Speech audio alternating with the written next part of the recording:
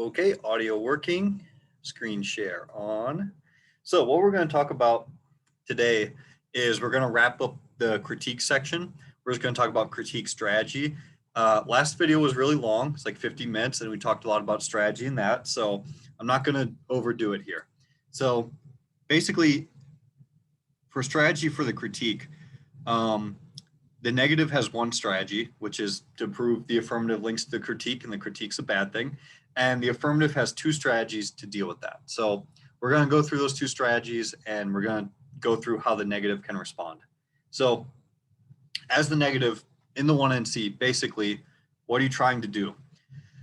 You're trying to tell the judge a story that if the judge votes for the affirmative, they're going to be justifying this bad thing and that this bad underlying value will create bad outcomes or justify other bad outcomes, right? So in the first two videos we said, what if the negative said, all right, this affirmative plan seems like it's racist.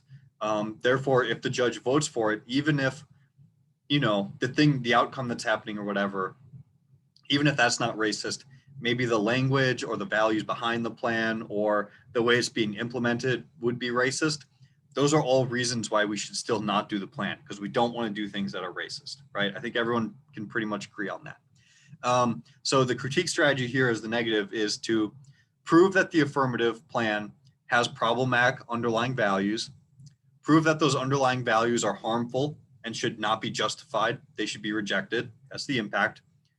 Prove that the alternative doesn't have the same problematic underlying values and could therefore solve the problem of those underlying values and not cause them. And ideally, you want to say it would also solve the problems created by the case.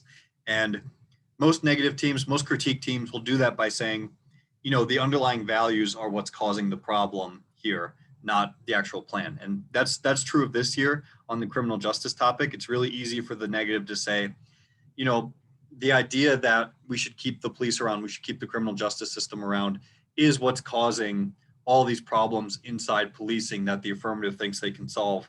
They can't actually solve it because they don't get to the core of the issue, the root of the issue. And then the fourth thing you need to do as negative is to make sure your judge knows that the counter plan and the plan can't be done together, right? So don't give the judge the option of saying, I like some stuff about the plan, I like some stuff about the alternative, let's do them together. You say, nope, they can't be done together. They're incompatible. Can't be done together. Okay. So what response does the affirmative have? What's their strategy here? The first strategy they could take is to turn the critique. And remember that was in the impact section. Better put that in. Impact turns.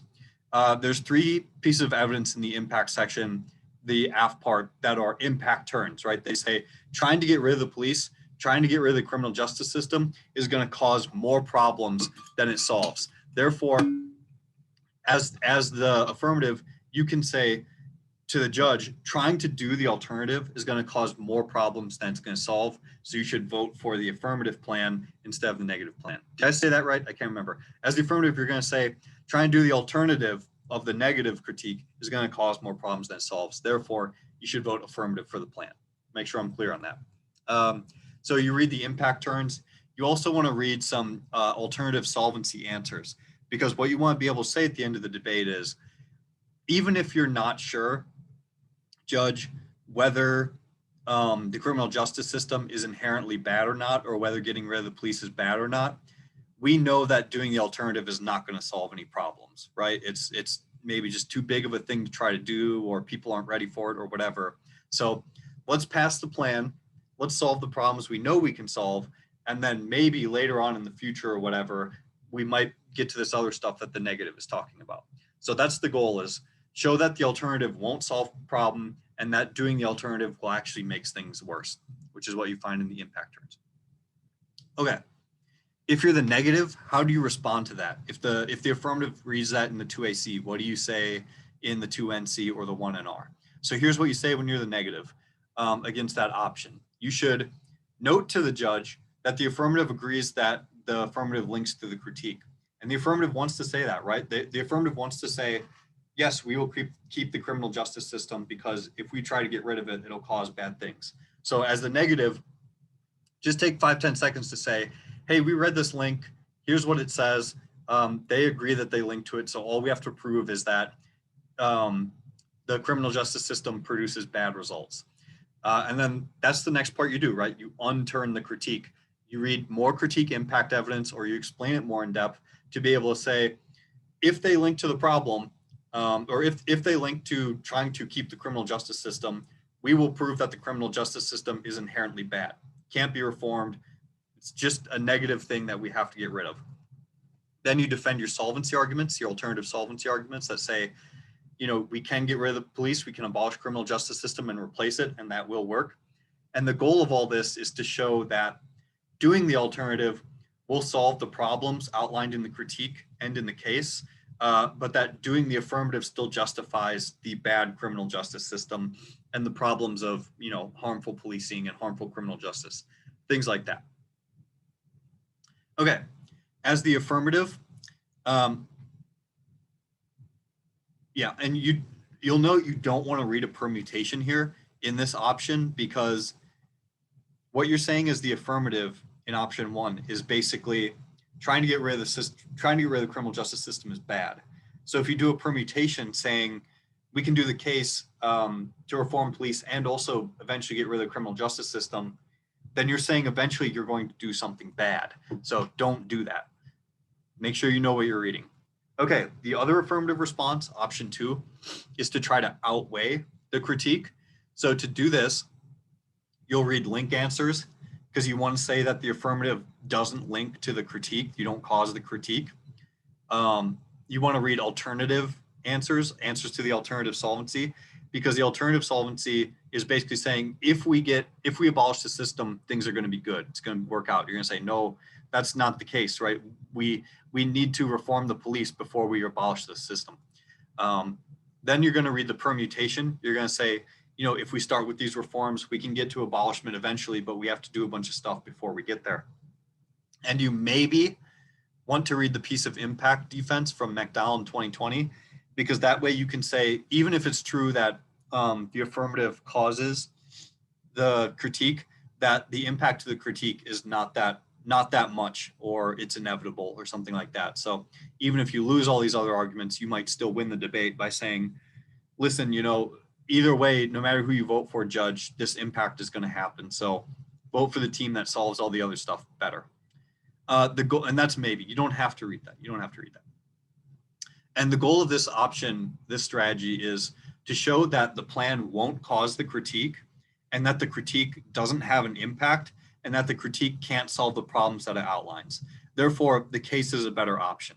And even with all those other things being true, if the plan doesn't cause the critique, there's no link, that means you can do a permutation, right? So you can still lose the impact arguments and the solvency arguments and still win here if you read the link answers and the permutation, because that way you can say there's no reason we can't do the plan and the alternative at the same time. So if we can do them at the same time, then the plan just does some reforms that eventually leads to abolition, which is good. Okay, and the negative response is to this is you can't let the affirmative outweigh the critique. You can't let them do it, right? So you have to read link extensions to prove that passing the plan, justifying the plan links to the critique. You have to read alternative solvency extensions to prove that the counter plan actually solves the problems it talks about and potentially also solves the case. You have to read permutation answers to prove that the plan and the critique alternative cannot be done together. And you'll mostly get that from your link extensions, right? The links will have all types of reasons why they can't be done together. And then you maybe want to read more impact evidence. So if you've already proven they link and you've proven that the alternative does pretty well, and you've used the links to show why the permutation doesn't work, and you're kind of out of time, like you have like a minute or two left, you're not sure what to say, then you can read more impact evidence, because the impact evidence is going to help you show that the impact of the critique being true is greater than the benefits that would be gotten from doing the case. So if the impact to the critique is really big, and you know the affirmative causes the critique, then you can outweigh the affirmative with the critique. So the goal of this plan is to show that the plan is likely to cause the critique impacts and that those impacts are bad and large, while the negative has the option to solve them and the affirmative doesn't have the option to do that negative alternative, right? So judge should vote negative, critique outweighs case. Okay, this is my last note for you on this. I think it's pretty important, and it's a very important part of strategy. We've only talked about the critique so far, but if you're going to make the critique argument on the negative, you should also be reading case answers. And the reason for that is that the arguments on case can really help with the critique. With this critique, it's kind of unique because the affirmative already agrees that there's a lot of problems with policing, which is a general agreement with the basic story of the negative critique, right? Negative critique says there's problems in policing, and the only way to solve them is to get rid of the police. So the affirmative agrees with part of that. They say there is problems with policing. They just say we don't need to get rid of the police, right? So that can help you make your argument. And also the thing that really helps you make your argument is a lot of the answers to the affirmative case are generally good examples of why reform won't work. So you can use examples of evidence that you've read against the case on case about why abolition, not reform, is necessary.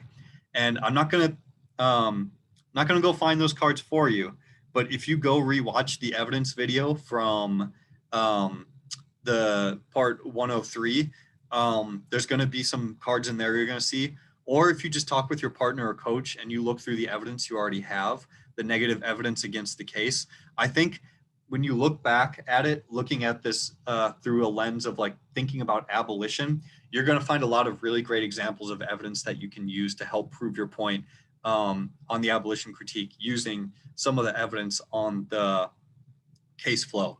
And I'm not saying you should take cards from the negative rookie file and use them on the abolition flow.